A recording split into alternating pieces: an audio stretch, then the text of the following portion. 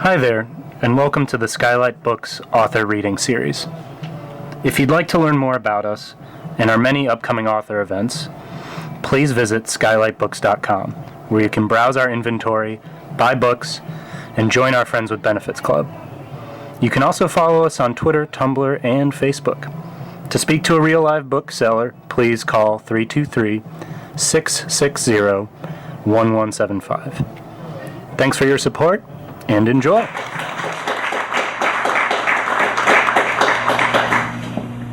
The crowd here is amazing.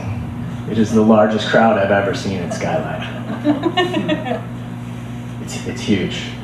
And if you're listening on the podcast, you can't actually verify that. I'm going to be reading from Safe, which is my new novel.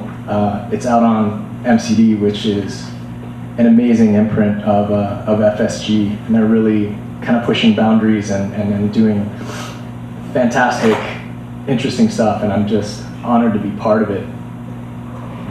I was actually researching a completely different book when I got a phone call from a gentleman that I had actually spent quite a bit of time with for All Involved, a former gang member. And he asked me if I wanted to see a safe get cracked. And my answer to that was obviously yes. So I went, and I was basically told I had a few hours in the room with these two safecrackers as they went to work on an old safe. And I was basically told, look, you're probably not going to see these guys again when they're done doing what they need to do. So soak it in. Ask them anything you want. And the first thing I asked them was, are you ever left alone when you're safe cracking? They said, yes, absolutely. We work for the DEA, the FBI, sheriffs. We're officers of the court. So anything we touch after we open a safe is, it goes straight into evidence, chain of evidence. I said, okay. So if you're left alone, well, does anybody ever come back? If you're doing a gang house, maybe somebody comes back. I said, oh yeah, all the time. Yeah, I had a gun pulled on me last week. Okay. Can you explain to me why you didn't get shot?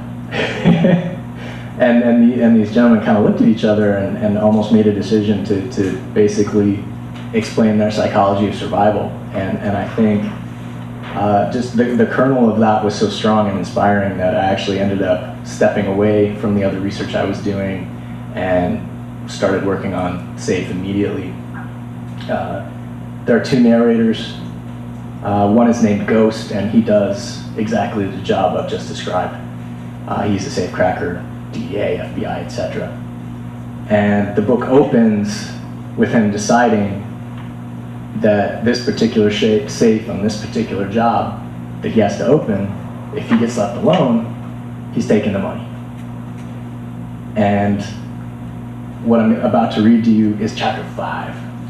And it's what happens the moment he opens the safe.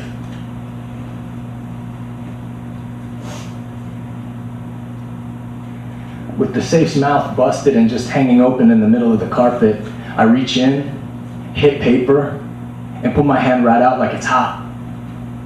That's when I look in and see every shelf full. 6 of them.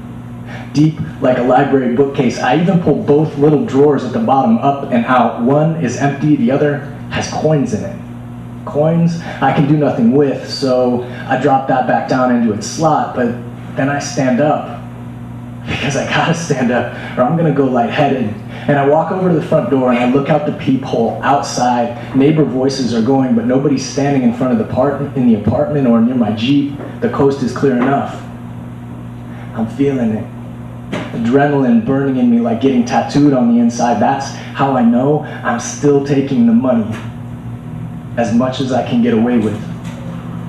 I kneel back down at the safe and pull cash out by the fistful. There's a problem though. As I'm laying it out, and I feel a knot getting tight inside me. This isn't small bills from street slinging. It's not a mess of 10s and 20s or wadded up 5s pressed flat from junkies. It's all fucking hundreds. too neat. Safe guts never look like this, all clean. This is good news, I guess, but it's also very bad news. All this cash might mean a delivery was coming, cash on hand to get sent back to Mexico. That's the likeliest. I'm still wondering why the runners didn't take what was in here when they bounced. But then I get to thinking that maybe they didn't have the key. Maybe only their boss had the key and he wasn't here or couldn't get here quick enough before La Dea came knocking, or I tell my brain to shut up. I even say it out loud to calm me down. Shut up, shut up, shut up. That tattoo machine's still going inside me, ripping my lungs up, making it hard to breathe. Thinking won't do anybody good now. Only taking will. I check my watch, I'm at 20 minutes. Shit. Fast and messy, I unload my drills and pull their foam linings. Last week I cut some deeper compartments into the plastic underneath, enough to stick about 8 stacks in each, so I do. Thick as 8 books.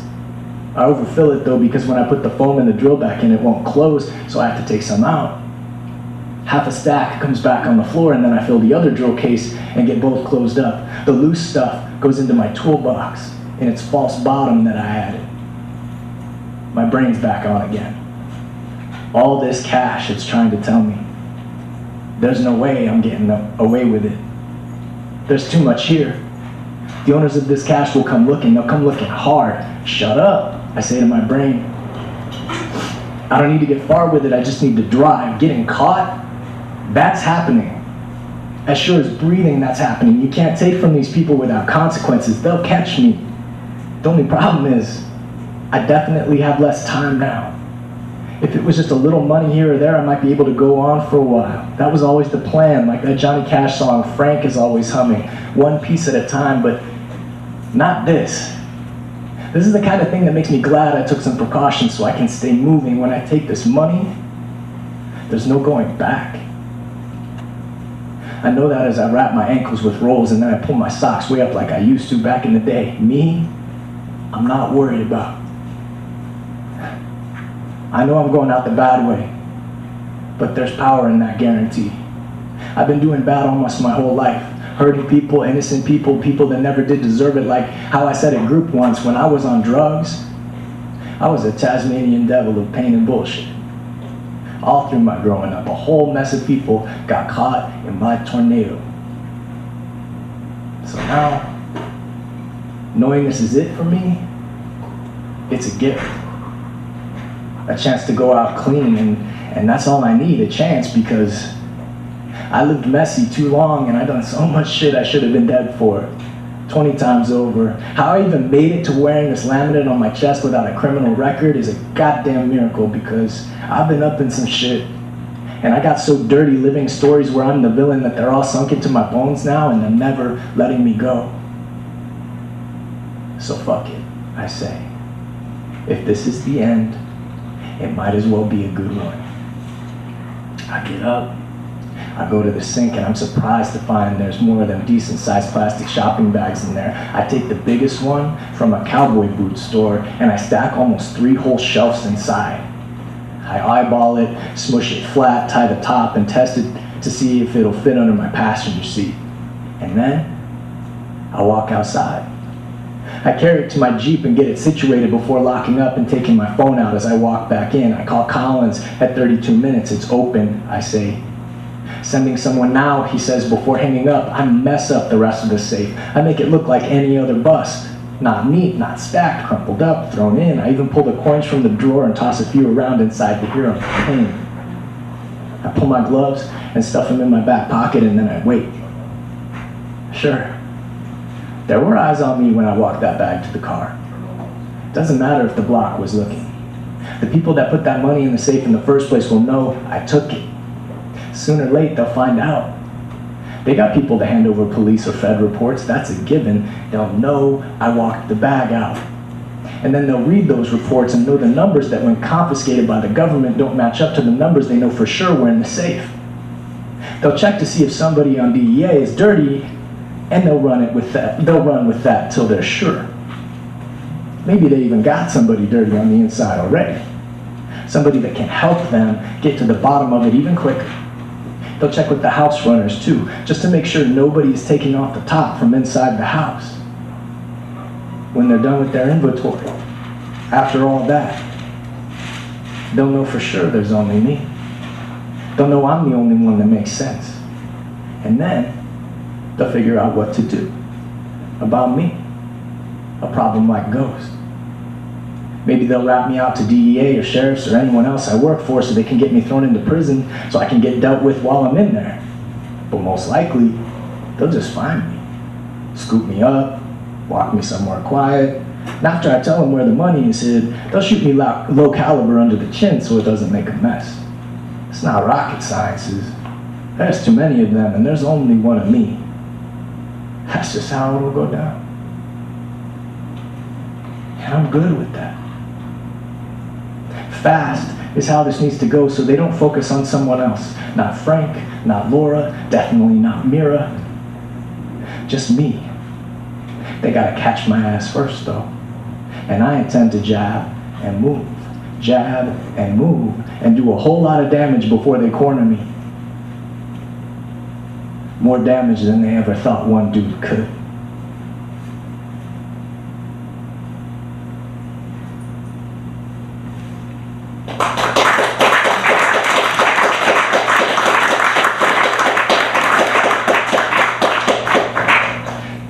Thank you. I already gave you a little bit of background with the research. I'm happy to answer any questions you might have, or if you even need to know more about the book, I can do that too. Talk more about the research.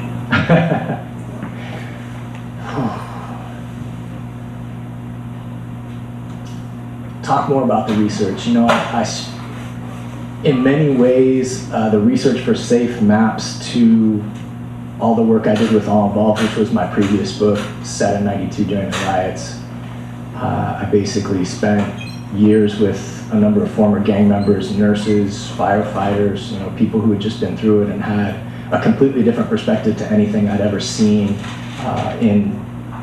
on TV or read in books. I read every nonfiction book I could find on the riots, but you know, being able to talk to people who actually knew what it was like was a revelation.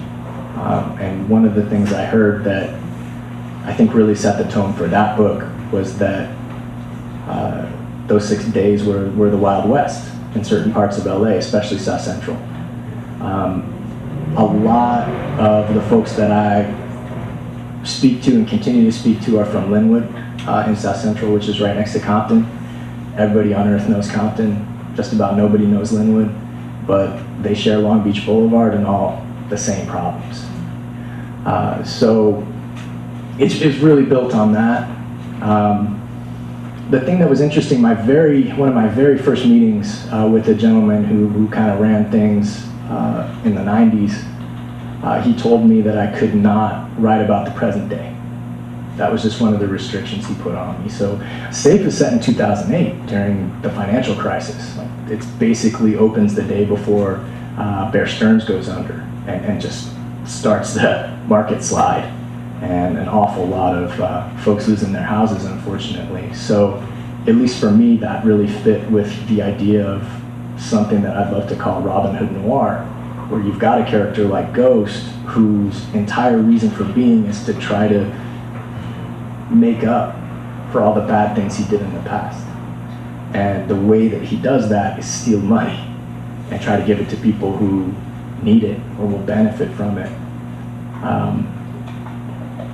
One of the things I love to do with my books is, go to every single setting. So 99% of the settings in All Involved and SAFE, I've been there. So all the streets are real. Like when characters talk about driving somewhere, it's a real route. It's how you would get there. When they get there, they talk about what they see or what they feel, and that's kind of how I process it. But of course, I always run it by people who know, people who are from there, who Have the police ever tried to talk to you? No, they have not. And I think a lot of that has to do with the fact that my wife used to work at the DA's office. and is incredibly intelligent about informing me how to take some of these sit-downs with people and be really straightforward. Like, look, I'm not here to tell anybody's story. I write fiction. This is a novel. All Involved is a novel.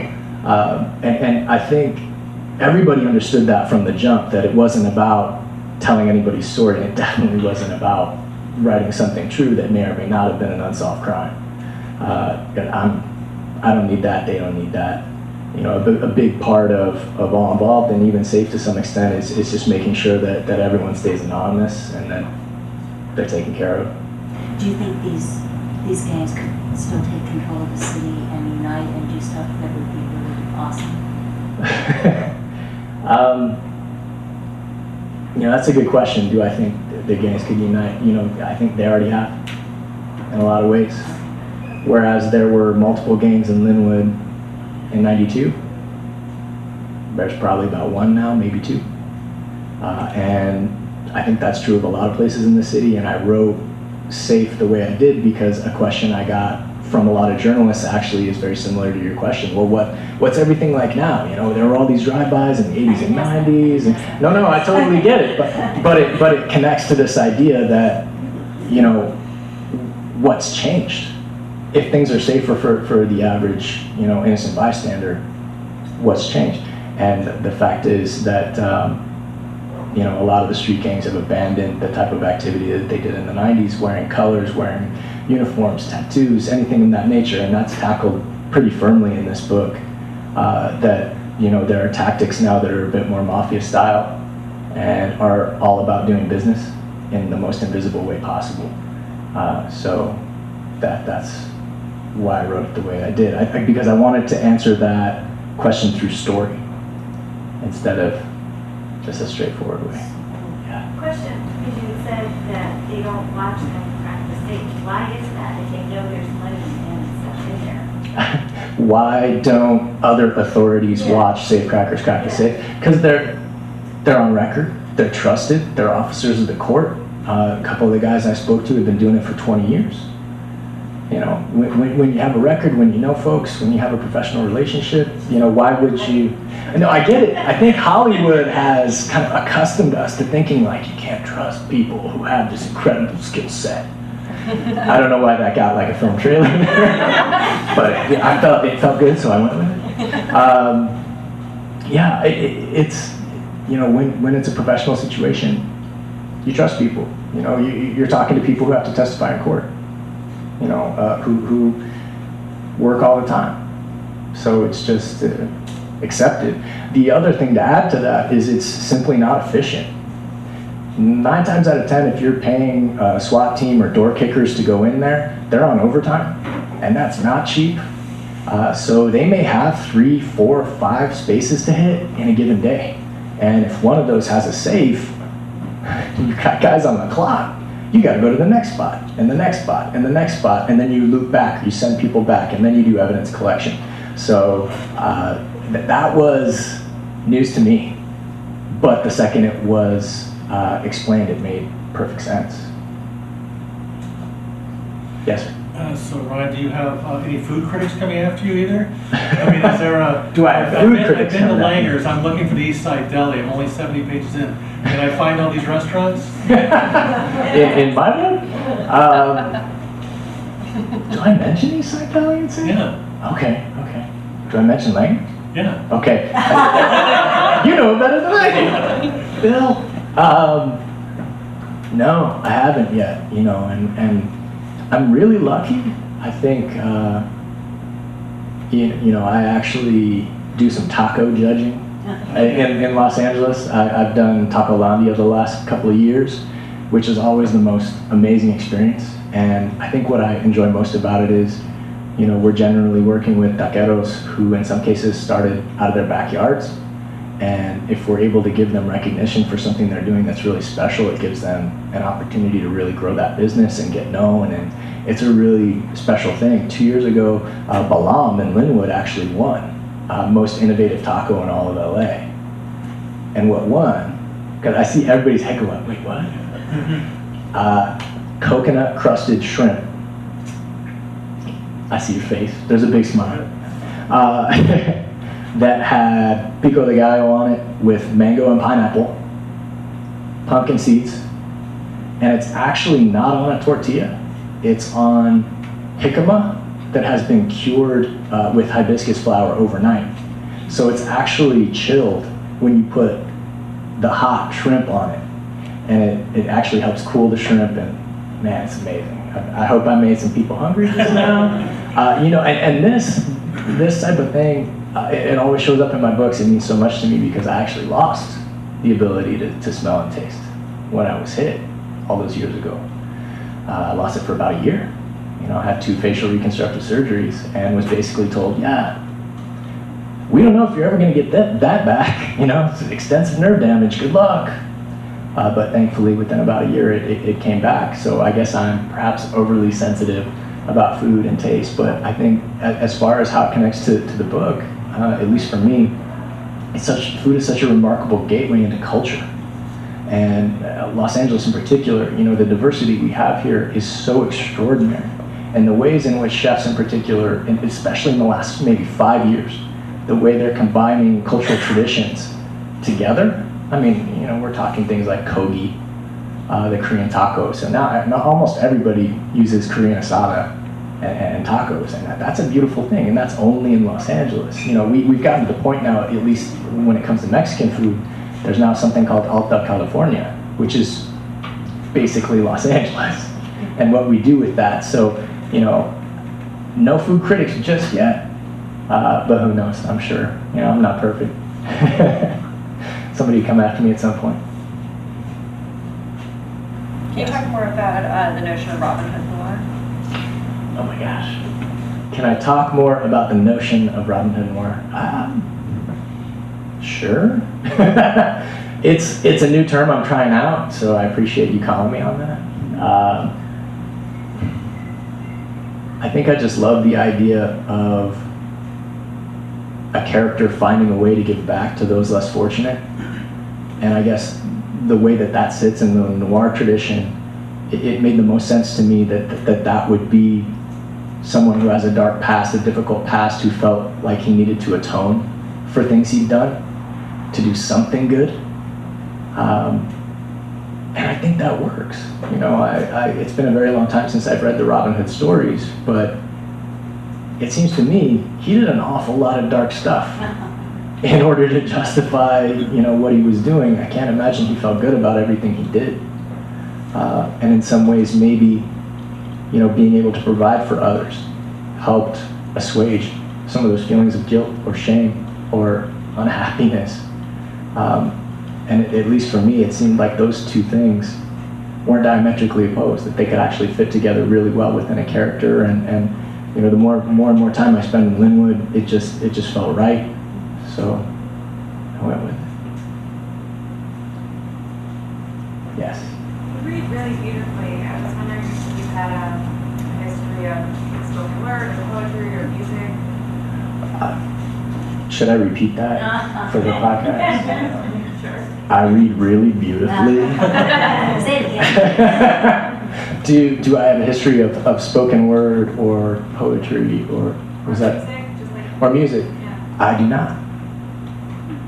I've never done any of that, but I can definitely say I'm an appreciator. You know, I absolutely love going to events like that and seeing how people really do the best they can to articulate their voice, you know, for tone, for theme, for what they're trying to get across, especially feeling. But I think probably the most important thing in my life is music for that. You know, I think probably hip hop in general, you know, the way in which, and which is absolutely poetry, the way that can carry and how it can be swung, so to speak. And I guess writing what I write and you know, being in an extremely privileged position to articulate some of these things about really a criminal subculture that essentially has a code of silence. I definitely do my best to bring it across in a way that's not just respectful, but informative in terms of the intelligence of the individuals involved. The more time I spend with folks who have lived in that world, the more I'm just blown away at how multi-layered and instinctual people can be about human communication and potential manipulation. And that ends up playing a really big role in the book in terms of how Ghost uses his mouth to get out of any number of incredibly dangerous situations. So that was a very long answer to your question. Yes, sir. You mentioned music. Could you talk about how music plays into the story? Is it really, or how you assemble like playlist or soundtrack? Sure, absolutely. For those of you who have copies, if you could just turn to just past the quotes page, there is a mixtape playlist. So in answer to your question about music and how I used it to shape narrative and potentially character, there's a young woman that the narrator fell in love with many years ago when they both had cancer. He lived and she didn't. But what she left behind for him is this mixtape, and it really becomes a sort of mantra for him. It really guides his life as he moves forward. So it's separated into two sides. Side one is you, which is how she sees him, and it's all punk, by the way. And it includes The Descendants, Black Flag, Bad Religion, Pennywise, NoFX, to name a few. Side two is me, which is her basically trying to let him know about who she is, maybe things she wasn't able to tell him when she was still alive. And that has X, Adolescents, Misfits, Bad Religion, Minutemen, Buzzcocks, Raincoats, and I think it took me a long time to put this list together. I sat with a lot of different types of punk songs in order to really feel what fit, so I was constrained by era because she passes away, I think, in late '92. So once I knew that gives me a sense of what she might talk about. And then I had to find things that just connected for me in an emotional way, and things that I knew that maybe, because I loved punk as a teenager, but did I understand the resonance of it or the space that some of it came from? Absolutely not. I connected to the anger. It's not until later, now that I'm in my 30s, that I'm realizing, wait, there's a lot more going on in these songs. And I tried to imagine, first being exposed to these songs as Ghost would have been at 17 years old, and then growing up with them and kind of living with them. And then when he finally gets into his 30s, he starts realizing, wait a second, like she's trying to tell me something. And I think that this kind of code, this imprint, the ways in which music can not just soundtrack our lives, but inform our lives, and in some cases push us to even be better people and more connected people. That's what I really wanted to do, and in some ways I think it forms the emotional core for Ghost's character, especially because he never talks to anybody about it, ever. Like, he does everything he can not to share it with anyone, even though it's his prized possession, and everywhere he goes he keeps it in his pocket. He gets out of his car, he takes it out of his car, and he zips it in his pocket every time. Of course, there's a moment when he will listen to that music with somebody two people who may actually destroy it. And that's part of the beauty of conflict and storytelling, and how far can I push this character, and what kind of decisions will he make as a result of that. That said, what was the most challenging aspect for you to work through in writing this project? What was the most challenging aspect for me to work through in writing this project? That's a tough question. If I'm really honest, and really vulnerable, it was dealing with the aspects of addiction. Ghost is an addict, been in recovery for 16 years. Rose really kind of set him on that path, and then she passed, and he had to go the rest alone. I've spent time in quite a few Al-Anon rooms and Nar-Anon rooms, and I can honestly say, you know, those rooms gave me such a dramatic new perspective on my life and what I was doing to contribute to problems, you know, with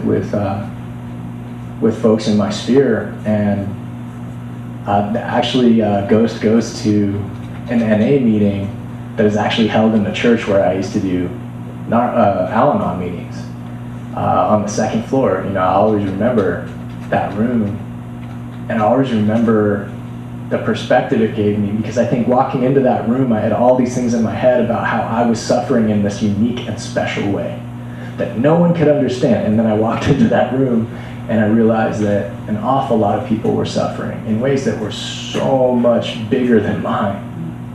And it was so helpful and humbling and difficult, you know, and definitely forced a lot of introspection. And I have to say, you know, with every book, I think I try to write something that scares the hell out of me. And that was the case with Safe. I never really talked about addiction, ever. How it's affected me, how it's affected folks in my sphere. And, you know, to go there was not something I was eager to do. But I'm glad I did. And one of the big reasons why is because a lot of the folks that I spent time with, you know, in and around Linwood, and even City Terrace and Lincoln Heights and other places, you know, that it's just there. It's just ever present. You know, when you grow up in some of these neighborhoods, you know, the need to anesthetize is very real. You know, given the amount of violence and difficulty that folks faced, especially on a daily basis in the 80s and 90s. I mean, I don't think I've ever met a family that hasn't dealt with violent crime to immediate family members.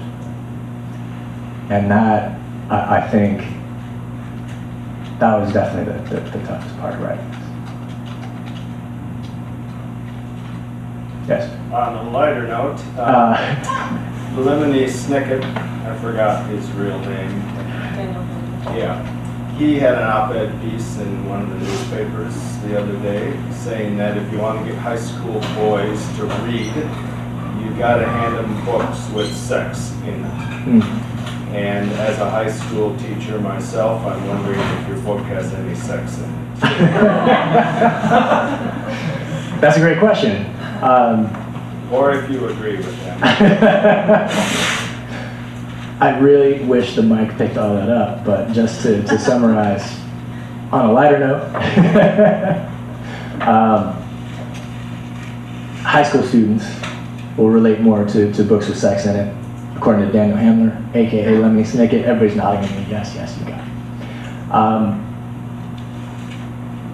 it. This one doesn't.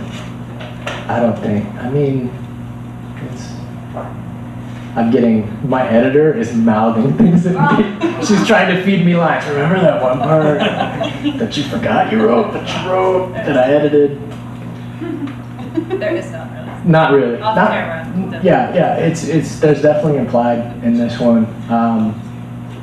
Kung Fu High School, which is another book I wrote. It was published about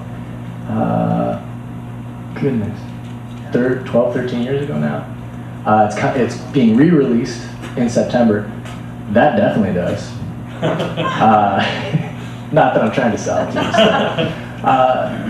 you. You know, it's the first I've heard of it, so I'm definitely still trying to process this. But I think there's something to that.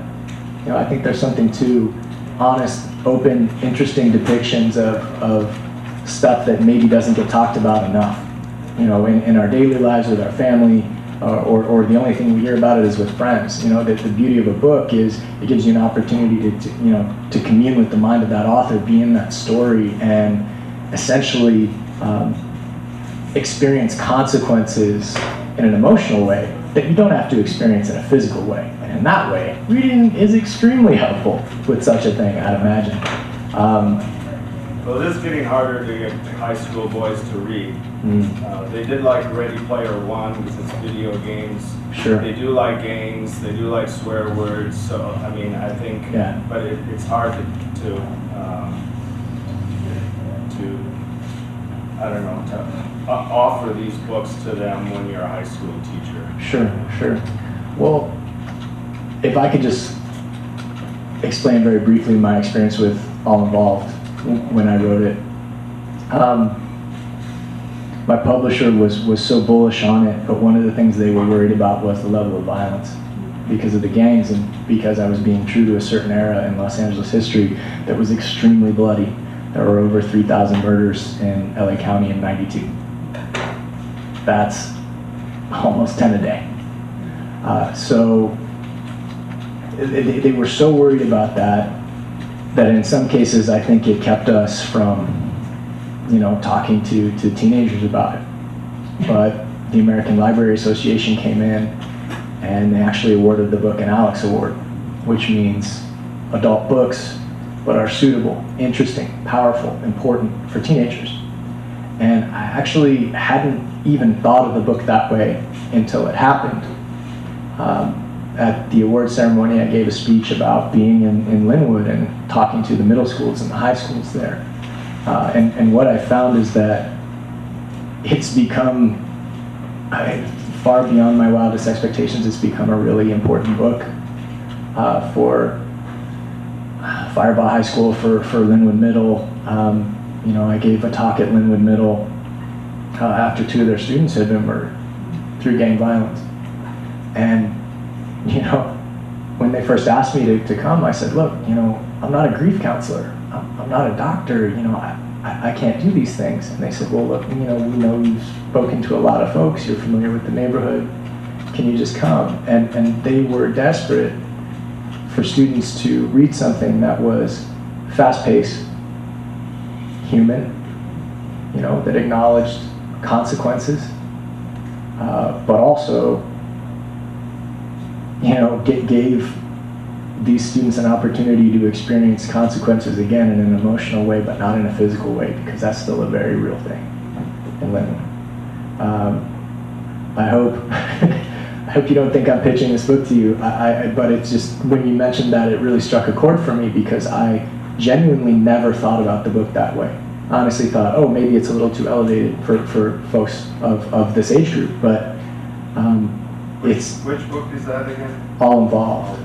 Yeah, so it's been really powerful, and it's even helped me to view my work in a different light and even speak to students in a different way. I did a talk in Los Padrinos, the juvenile hall in Downey, not long after that, also talking about All Involved and the ways in which reading can hopefully give folks another opportunity, another way out. And amazingly, I think this has kind of led to some really cool opportunities. I'm giving a talk at Greenock Prison in Scotland in like a week, and it's an opportunity to talk to prisoners as well as their teenage children.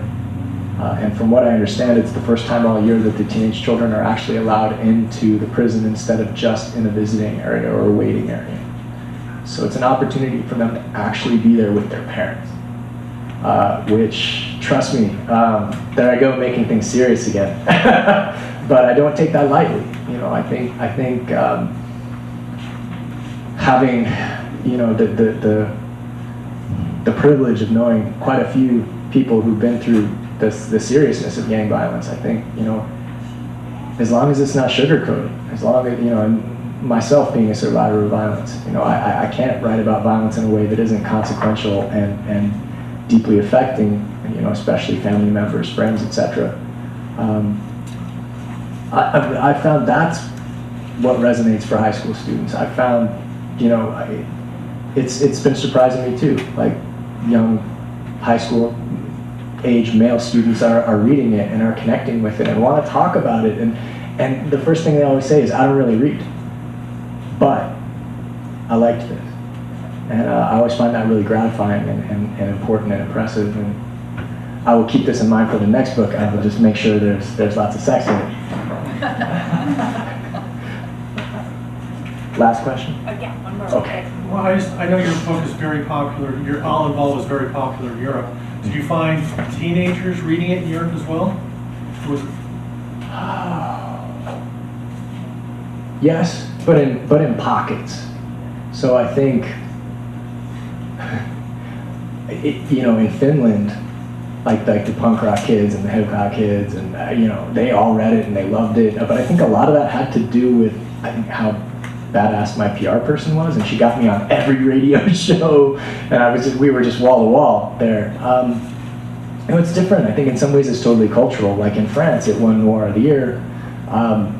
So I think it's thought of as a deeply serious book, not necessarily for teenagers, but of course it is France, so read what you like.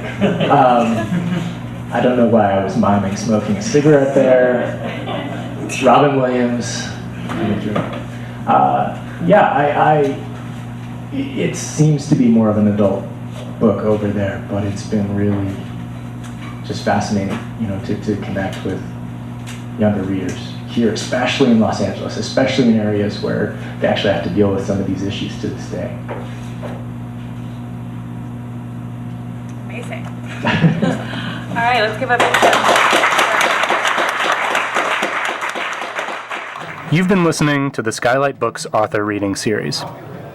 Don't forget, you can listen to this and all our other great podcasts at skylightbooks.com. Thanks again for stopping by, and we hope to see you soon.